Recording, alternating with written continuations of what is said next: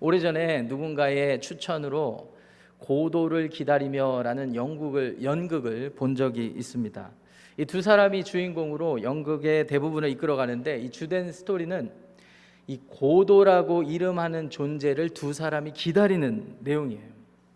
그런데 고도를 기다리는 두 사람은 정작 그 고도가 누구인지 잘 모르고 막연하게 기다리는 것을 보게 됩니다. 그리고 고도를 기다리는 내내 한 나무 밑에서 이 두 사람이 계속해서 대화를 나누는데, 이 대화의 내용이 너무나 지루하고 모호하고 단조롭기까지 합니다. 대화의 내용이 한 토막인데 한번 들어보세요. 두 사람이 대화하는 겁니다. 자네, 내가 여기서 고도를 기다리는 것이 어떤 의미가 있을까? 그러니까 다른 사람이 이렇게 답해요. 뭐 다른 곳에서 기다리면 특별할까? 그렇다고 여기서 할 수 있는 게 무엇일까? 고도가 온다면 잘 되지 않을까? 무엇이 잘 된다는 말인가? 글쎄, 고도가 와봐야 알겠지. 그런데 고도가 안 오면 기다려야지. 고도가 오면 뭐 잘 되겠지. 뭐 이런 식의 대화가 연극 시작부터 끝까지 이어지고, 중간중간에 등장하는 주인공들이 계속해서 이 대화에 살을 붙이는 그런 내용이에요. 중간에 보다 너무 재미없어서 나와버렸습니다.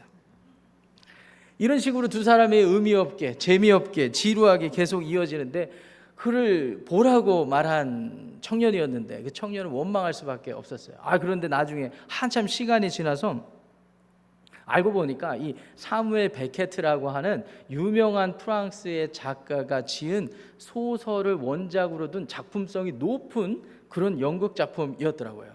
확실히 그때 저는 깨달았습니다. 저는 예술과는 거리가 멀구나 라는 사실입니다.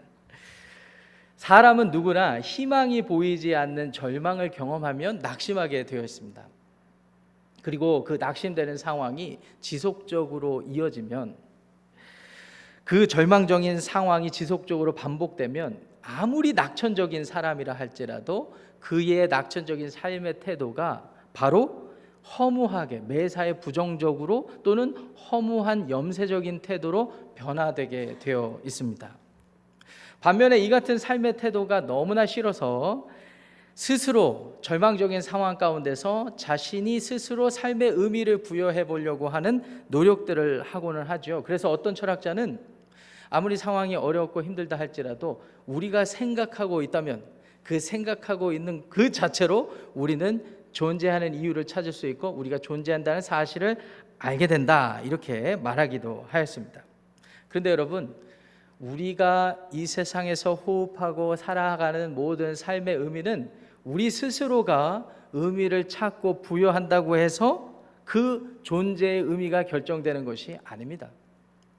우리 삶의 구주 되시는 예수 그리스도를 영접하고 독생자를 보내주신 하나님을 인식하고 바르게 믿고 살아갈 때에, 그때에서야 비로소 그 사람은 존재의 의미를 알게 되고 존재의 이유와 삶의 목적을 알게 되기 때문입니다. 제가 단순히 인생의 성공과 실패의 차원에서 말씀드리는 게 아니에요. 인간 실존의 참된 의미를 말씀을 드리는 것입니다. 오늘 저와 여러분들이 함께 살펴볼 하나님이 기록하신 사람은 에스겔입니다. 에스겔 선지자는 인간의 창조주요, 세상의 창조주요, 구원주이신 하나님을 알게 되고, 그 사람이 그 하나님과 바르게 관계되어 있을 때야 비로소 존재하게 된다는 사실을 선포했던 선지자예요. 그래서 한마디로 에스겔을 이렇게 표현할 수가 있겠습니다. 자막에도 준비되어 있는데요, 에스겔 선지자는 우리가 하나님을 믿을 때 비로소 존재한다는 사실을, 우리가 하나님을 믿을 때 우리는 스스로 존재한다는 사실을 알게 된다라는 이 진리를 선포했던 선지자입니다. 하나님을 믿는 것이 우리 인간 실존, 인간이 존재한다는 사실에 대한 증거라는 것이죠. 우리 한번 자막을 보고 한번 읽어보실까요? 시작. 하나님을 믿는 것이 존재의 증거이다. 여러분들 그렇게 생각하세요? 에스겔은 본디 출신이 제사장 가문입니다. 그 역시 그래서 제사장의 역할을 감당했어야 되는 사람이었죠. 그런데 기원전 597년경에 이 남유다 왕국이 정치적인 판단을 잘못해서 이 여호야긴 왕이 바벨론이라는 나라로 끌려가게 되죠. 1차 포로로 끌려가게 되는 사건이 이제 나타나는데, 그때 귀족들, 종교 지도자들이 함께 끌려가게 됩니다. 대략 한 8천여 명의 숫자가 끌려가게 되죠. 에스겔이 이때 끌려갔던 것으로 봐서 이스라엘 사회에서 제사장뿐만 아니라 굉장히 중요한 위치에 있었던 가문, 집안 사람이었다라는 것을 우리는 알게 됩니다. 근데 이때 함께 끌려갔던 이 8천여 명의 왕과 귀족들과 종교 지도자들은 끌려간 사실은 비참하고 처참했지만 그들 마음 가운데 소망이 있었습니다. 다윗에게 영원히 이 나라가 지속될 것이라고 약속하셨던 하나님의 구원을 여전히 기다리고 있었기 때문이거든요. 그 믿음이죠. 하나님에 대한 확신이고요. 그래서 이들은 잠깐의 고난이 우리 가운데 찾아왔지만 우리의 하나님은 우리를 버리지 않으실 것이고 금세 이 바벨론이라는 나라에서 우리를 극적으로 구원해 주실 것이다. 이런 믿음이 있었습니다. 그런데 하나님의 일하심은 이들의 기대와 전혀 다른 방향으로 흘러갔습니다. 이런 마음을 먹고 하나님의 구원을 기다리던 왕과 귀족과 종교 지도자, 심지어 에스겔마저도 10년이 지났는데도 하나님의 구원의 어떤 낌새는커녕 오히려 그들이 1차로 바벨론에 끌려와 봤는데 고국의 소식이 들리는데 이스라엘이 완전히 함락되고 예루살렘 성전도 완전히 파괴되었다는 뉴스만 듣게 된 것입니다. 아니, 하나님의 약속은 어디 갔으며 하나님을 향한 믿음은 어떤 의미가 있단 말입니까? 사람들은 혼란에 빠질 수밖에 없었습니다. 에스겔 역시 마찬가지입니다. 에스겔서를 쭉 읽어보시면요, 에스겔이 주로 그의 일상의 삶의 시간을 보냈던 곳이 어딘가 하면은 이 강변입니다. 강변. 바벨론에 흐르는 어떤 강변, 아니면 그 강변에서 물줄기를 끌어와서 농사를 짓는 어떤 저수지 근처나 관계수로 근처에 항상 나와 있어요.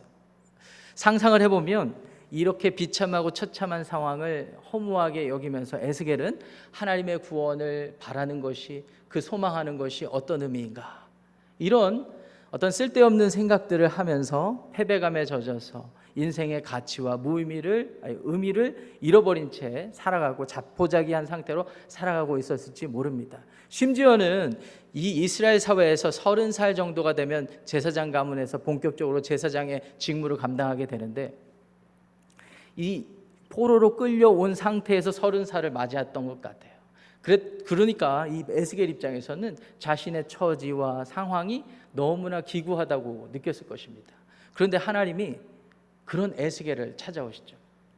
그래서 하나님이 에스겔에게 여러 가지 환상과 메시지를 통해서 하나님은 여전히 그들과 함께 하시고 에스겔과 함께 하시고, 그리고 하나님의 약속은 여전히 유효하며 하나님은 그들을 구원하실 것이라는 사실을 알려주시죠.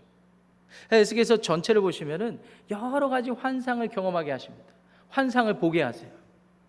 뿐만 아니라 나아가서 에스겔에게 하나님의 약속, 하나님의 존재를 믿는다면, 그리고 하나님을 여전히 소망한다면 하나님의 뜻대로 살 것을 요구하시는데, 하나님이 요구하시는 이 삶이 굉장히 특이합니다.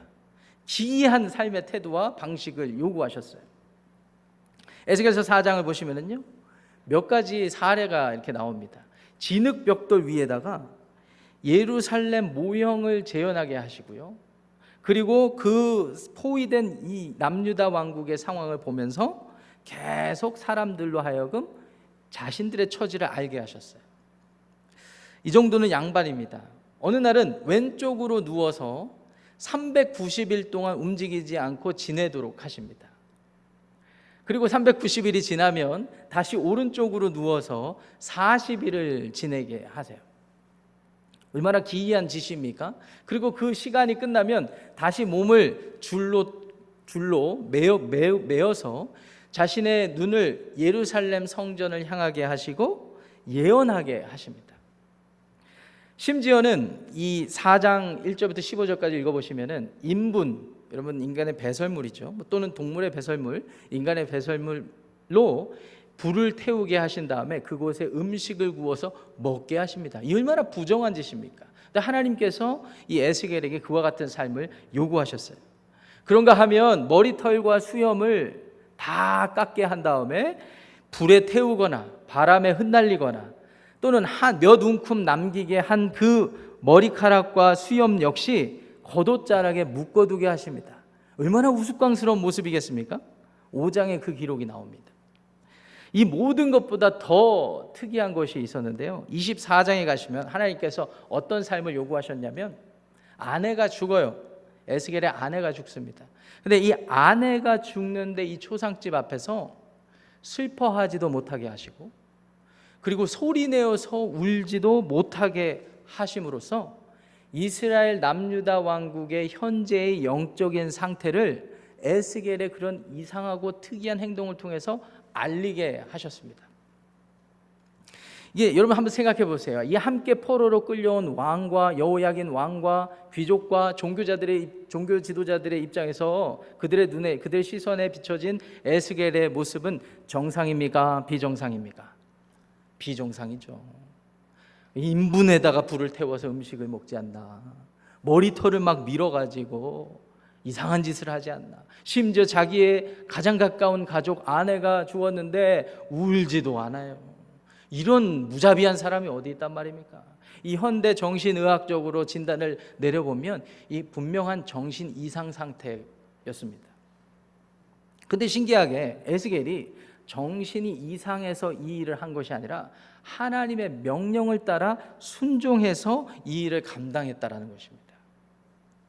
이 같은 사실을 볼 때 에스겔은 아마도 엄격한 인품과 자제력을 가졌던 사람으로 보입니다.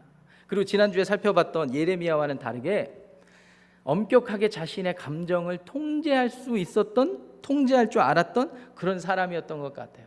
분명히 정상적인 사람은 아니었지만 이런 엄격한 자제력과 감정 억제력을 보이면서 하나님을 섬겼던 사람이죠. 그렇기 때문에 인간적인 매력은 전혀 없었던 그런 사람인 것 같아요. 우리가 볼 때도 공감하기 힘든 캐릭터 아닙니까?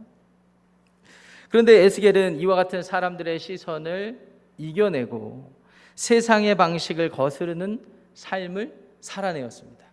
한 가지 이유 때문입니다. 무엇입니까? 하나님의 뜻이기 때문에. 하나님의 뜻이기 때문에. 하루 이틀이 아닙니다. 한두 달이 아닙니다. 역사적 기록에 보니까 15년에서 20년에 가까운 시간 동안 그와 같은 비정상적인 삶을 살았단 말입니다. 하나님을 믿고 예수님을 영접한 삶은 순종의 삶입니다. 이와 같은 순종의 삶은 우리가 세상과 구별된 거룩하신 하나님의 자녀라는 사실을 나타내고 증거하게 됩니다. 비록 하나님의 순종의 요구가 우리 생각과 우리의 감정과 우리의 상식과 기준에는 완전히 비정상적이고 다르다 할지라도 그것이 하나님의 뜻이라면 그 뜻에 온전히 자신의 생각과 감정과 삶의 행위를 의탁해서 순종할 줄 아는 사람, 이 사람이 비로소 이 세상에서 존재하는 사람입니다. 실존하는 사람입니다. 하나님의 자녀이기 때문입니다. 목사님, 그와 같은 삶을 산다면 저는 오늘부터 교회 나오지 않겠습니다. 기독교 신앙을 포기해야 되겠네요. 근데 여러분 잘 생각해 보세요. 우리 예수님도 하나님의 독생자로서 이 세상에 인간으로 오셨습니다. 많은 사람들이 메시아로 인식하고 예수님을 따랐죠. 하루 이틀이 아닙니다. 한두 달이 아닙니다. 적어도 3년 동안 예수님을 따랐어요. 예수님을 메시아로, 그들이 그동안 그토록 기다려왔던 그리스도 메시아로 인식하고 하나님의 구원이 예수님을 통해서 이루어질 거라고 기대했습니다. 그런데 예수님께서는 그들의 기대와는 다르게 비정상적인 방식으로 구원을 이루셨어요. 많은 사람들이 로마 정부를 뒤집어 엎고 세상의 상식과 기준과 방식을 따라서 무력으로 통일하고 하나님의 성전과 하나님의 나라를 이 땅 가운데 임하게 하시기를 기다렸는데, 기대했는데, 소망했는데 예수님은 너무나 무기력하게 세상의 방식과 기준과는 전혀 딴판으로 십자가에 달리셨단 말입니다. 메시아로 인식한 사람, 하나님의 자녀들조차도 예수님의 이 같은 상황이, 이 같은 삶의 행위가 납득이 안 돼서 예수님을 비난하고 예수님을 부정하기 시작했죠. 심지어는 예수님의 가장 사랑받았던 제자 중에 하나였던 베드로조차도 예수님을 부인하는 일들이 성경에 기록되었습니다.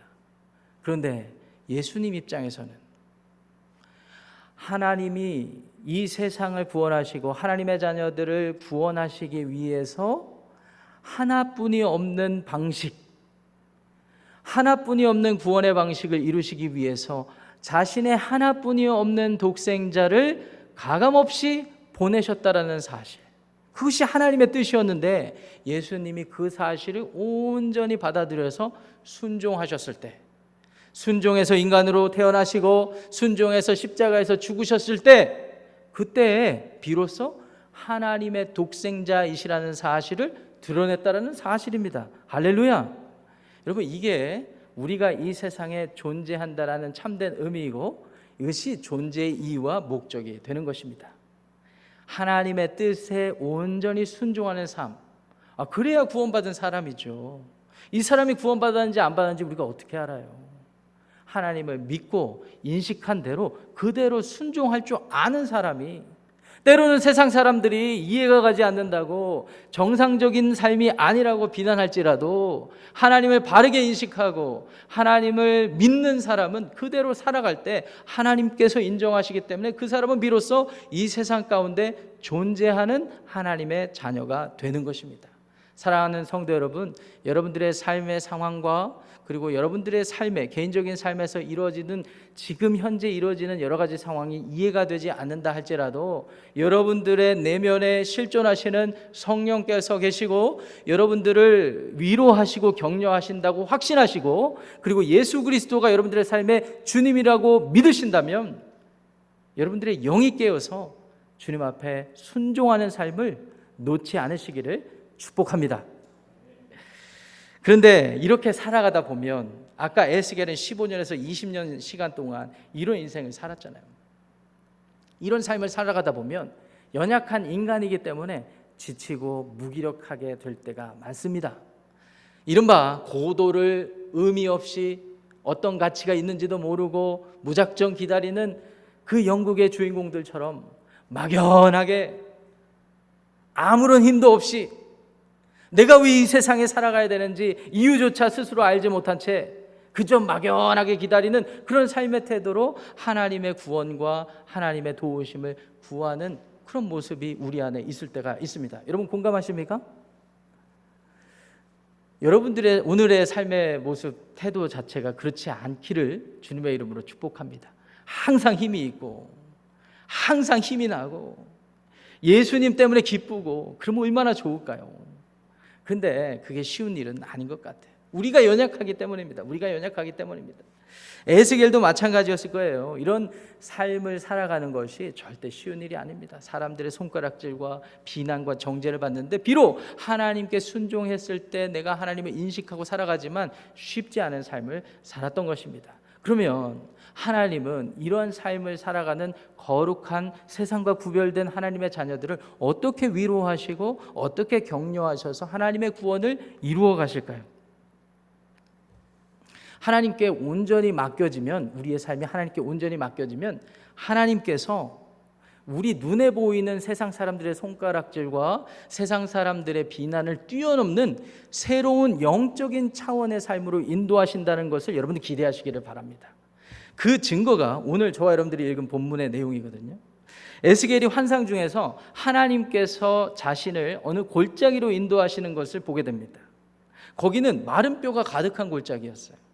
당시에는, 에스겔 당시에는 크고 작은 전투와 전쟁이 비일비재했기 때문에 이 쌓여가는 전사자들, 쌓여가는 시체들을 어디다 처리할 길이 없었습니다. 때로는 태우기도 하고. 근데 여러분 생각해 보세요. 전투와 전쟁 중에 태우면 어떻게 됩니까? 발각되잖아요. 어떻게 해야 합니까? 골짜기 같은 곳에 전사자들, 시체들을 다 던지는 거예요. 때로는 골짜기가 깊으면 깊을수록 좋습니다. 자신들이 죽인 시체들이 많으면 많을수록 갖다 버리거든요. 버려야 돼요. 전염병도 예방하고요. 시체 썩는 냄새로부터 자유하게 되니까요. 그 시체가 가득한 골짜기로 하나님께서 인도하신 거예요. 한마디로 에스겔을 하나님이 무덤으로 인도하신 것입니다. 사람들의 무덤으로 인도하신 거예요. 시체들이 가득한 무덤이었습니다. 그곳에서 하나님께서 에스겔에게 물어보시죠. 에스겔아, 이 마른 뼈들이 능히 살 수 있겠느냐? 라고 말이죠. 에스겔이 이렇게 답합니다. 3절 말씀 보세요. 3절에서 이렇게 답하죠. 읽어보겠습니다. 시작. 그가 내게 이르시되 인자야 이 뼈들이 능히 살 수 있겠느냐 하시기로 내가 대답하되 주 여호와여 주께서 아시나이다. 주께서 아시나이다. 여러분, 인간이 이 세상에서 아무리 멋스럽고 인간이 이 세상에서 잘 나가고 잘 사는 것처럼 보여도 한치 앞을 내다볼 수 없는 게 인간입니다. 그리고 스스로 자기 스스로 자신의 인생에 대해서 성공과 실패, 존재하냐 존재하지 않느냐에 이런 규정을 할 수 있는 존재가 아니에요. 한치 앞을 내다볼 수 없기 때문입니다. 그런데 누구만 알 수 있어요? 에스겔의 고백처럼 주께서 아시나이다. 창조주이시고 구원주이시고 심판주이신 여호와 하나님만이 저와 여러분들의 삶의 생과 사를 규정하고 아신다는 사실을 기억하시기 바랍니다. 이 사실이 여러분들의 생각과 마음속에 새겨져 있어야 하나님을 바르게 믿고 있다라고 할 수가 있어요. 그렇게 믿고 인정하는 사람들에게 하나님은 또 다른 길로 인도하십니다. 5절 말씀 보세요. 하나님께서 이어서 에스겔에게 명령하시죠. 마른 뼈들에게 하나님이 직접 생기를 들어가게 하실 거라고요. 5절 말씀 보세요. 주 여호와께서 이 뼈들에게 이같이 말씀하시기를 내가 생기를 너희에게 들어가게 하리니 너희가 살아나리라. 이게 말이 된다고 생각하십니까? 골짜기 시체가 가득하고 시체가 이제 다 부패해가지고 뼈들밖에 없는데, 앙상한 뼈들밖에 없는데 하나님께서 그곳에서 에스겔에게 생기를 불어넣어서 이 뼈들이 살아나게 할 것이다. 여러분, 이 사실을 믿으십니까? 예, 믿는 사람이 이 사실을 받아들이고 하나님의 명령대로 순종하게 되는 겁니다. 에스겔이 그 말씀에 순종하죠. 순종해서 말씀을 대언하니까 뼈와 뼈가 이어지기 시작하고 거기에 피부가 붙고 살이 생겨서 우리 눈에 보기에도 하나의 사람이 완성되는 그런 광경을 목격하게 됩니다. 근데 이게 다가 아닙니다. 여러분, 사람이 몸뚱이만 존재한다고 해서 그 사람이 살았다고 할 수가 없어요. 하나님의 영이 필요합니다.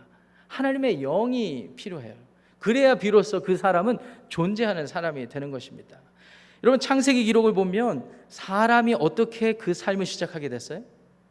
흙으로 지으셨을 때 그걸로 끝이 아니었어요. 하나님께서 생기를 불어넣으셨을 때 비로소 하나님의 형상을 닮은 사람으로서 존재하게 됐거든요.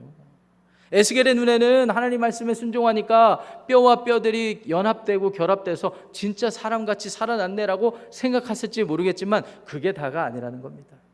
하나님께서 생기를 불어넣어야 된다는 거예요. 하나님의 영이 있어야 된다는 것입니다. 그래서 하나님께서 다시 에스겔에게 명령하시죠. 생기, 즉 영에게 말하여라.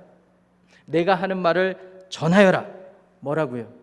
영이 마른 뼈가 붙고 살이 붙은 사람에게 들어가라. 들어가서 그 사람을 살아나게 하라. 하나님의 영이, 여기서 생기는 여러분 그 루아흐라는 히브리 단어인데 세 가지 의미를 담고 있습니다. 숨이라는 뜻도 있고, 그리고 바람이라는 뜻도 있고, 그리고 영이라는 뜻도 있습니다.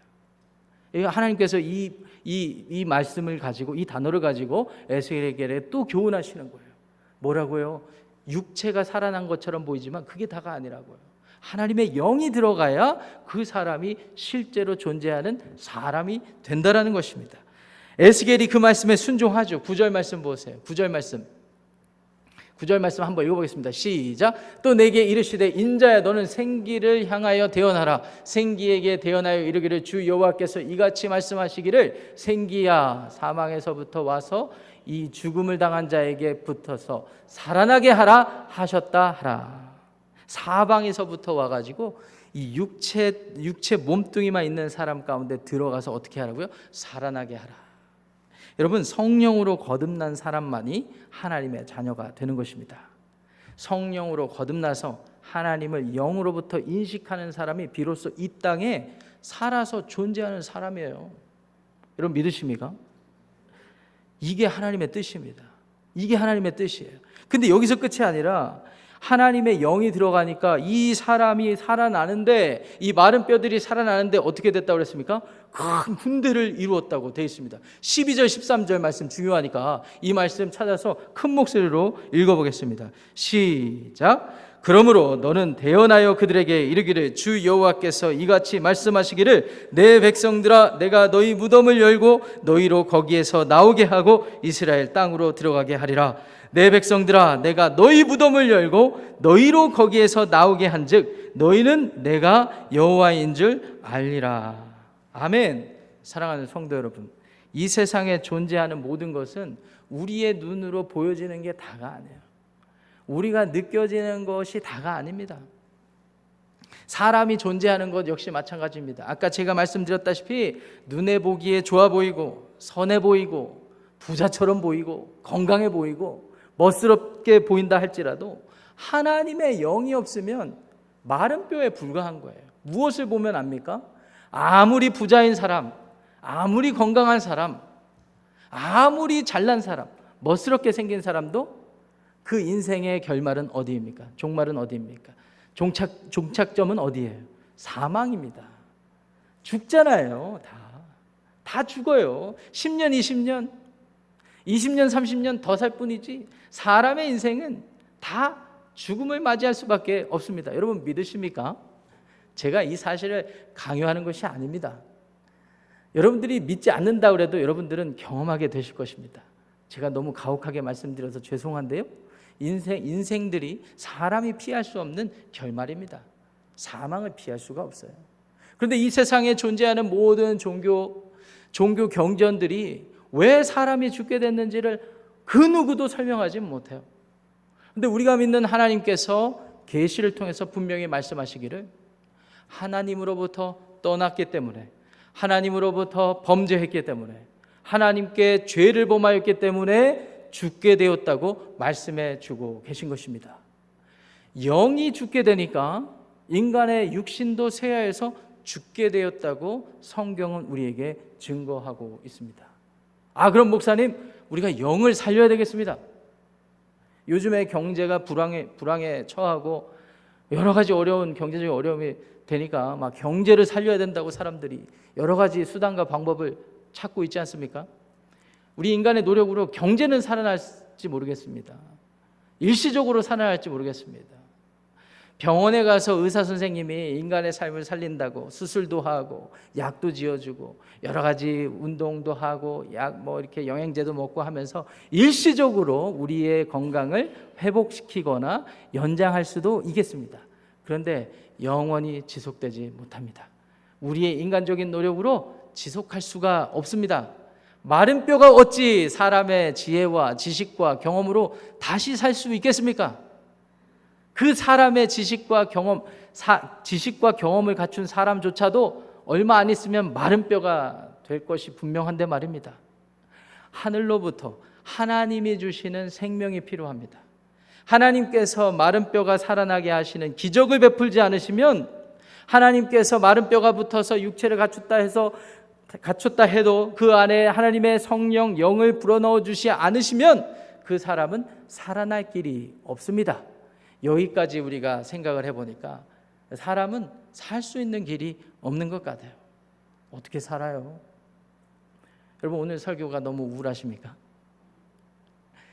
그런데 복음은 무엇일까요? 하나님의 말씀을 통해서 우리에게 계시하신 복음은 무엇일까요?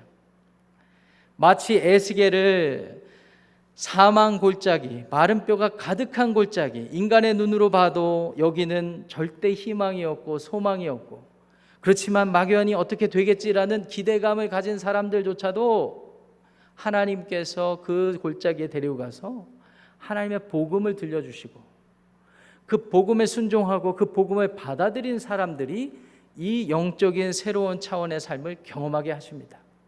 그 일이 어떻게 이루어졌을까요?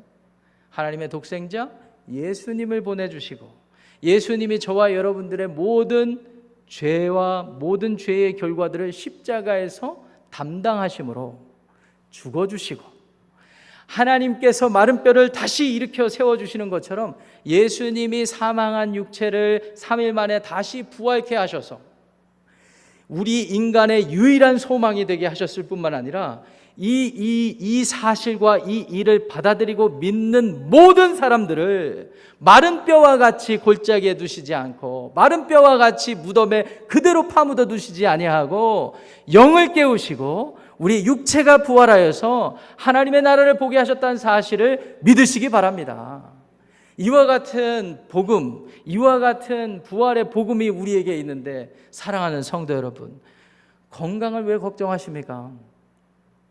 경제적인 어려움을 왜 걱정하십니까? 우리의 인생이 아무리 어렵고 허무하다 하더라도 마른 뼈가 가득한 골짜기 그 이상 그 이하도 아닙니다.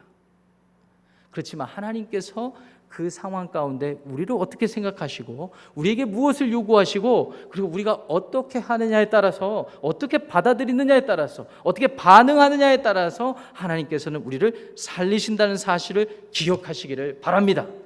우리 영이 깨어야 돼요. 우리 영이 깨어나면 하나님이 새로운 차원으로 인도하시는 겁니다. 그 전에는 그저 눈에 보이는 물질적인 세계, 육체적인 삶의 어떤 아주 얕은 수준에만 머물러 있다가 새로운 차원으로 인도되니까 이 에스겔이 15년, 20년 하나님의 뜻이 인간의 상식과 인간의 지식의 범위를 넘어간다 하더라도 버틸 수 있었던 거예요. 버틸 수 있었던 거예요. 어떤 분이 저한테 목회자로 사는 것이 좀 저주스럽지 않습니까? 라는 이런 식으로 말씀을 하시더라고요.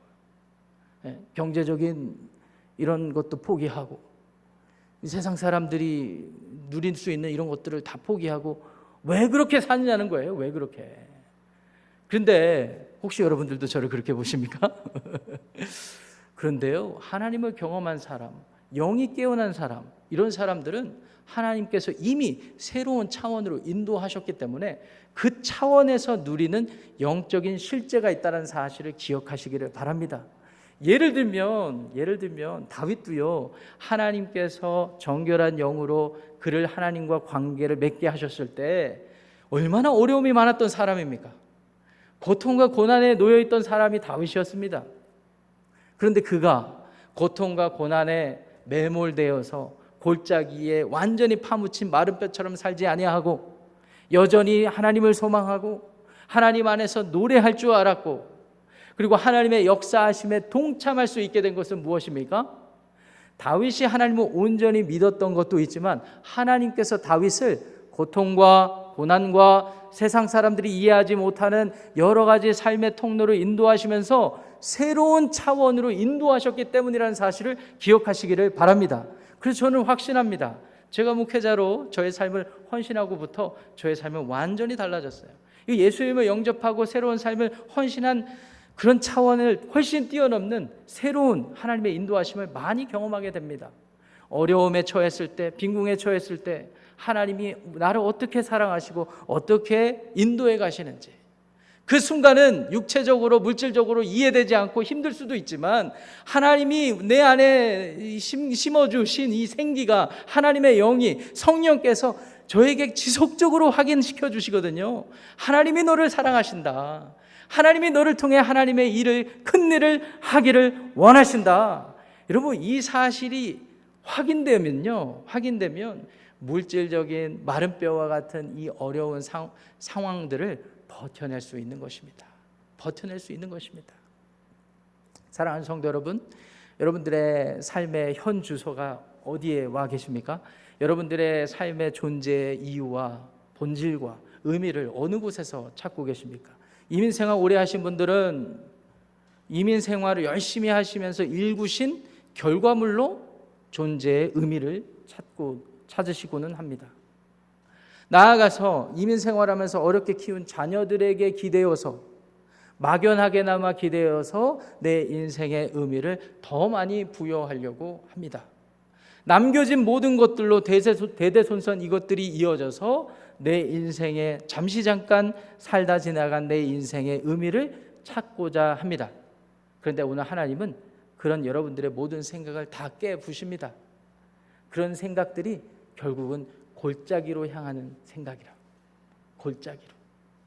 그렇지만 하나님을 바르게 인식하고 하나님의 영으로 깨어난 사람, 이 사람이 진짜 살아나는 사람이고, 하나님께서는 이런 사람들을 모아서 교회를 만드시고 이 교회를 통하여서 하나님의 때에 이 세상을 새 하늘과 새 땅으로 다시 빚으실 거라고 약속해 주셨습니다.